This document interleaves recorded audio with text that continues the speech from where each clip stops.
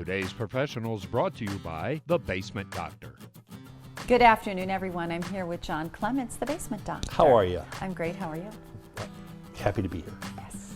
So we are in the midst of winter, and for a lot of folks who have fireplaces, they are using, most likely, them right now. I right? love sitting in front of a fire, whether it's camping or in the house. Absolutely. Yes. Absolutely. But this is also the time of year. People should have those checked before they're utilizing them because there can be issues. Yes. And while you are not a chimney sweep, you often have to come in and fix some of those issues. Yes. We've talked many times about houses settling. Maybe you might have experienced that. I did. Yes. I did. It's the same thing.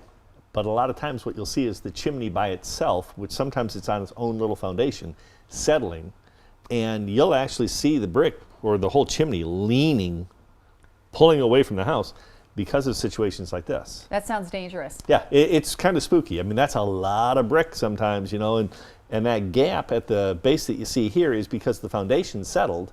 This brick hadn't come down yet, but it will eventually close together. And we come in and we do our helical piering or our push piers. They both work on chimneys. And it's a matter of driving that steel down into the ground to something load-bearing and solid.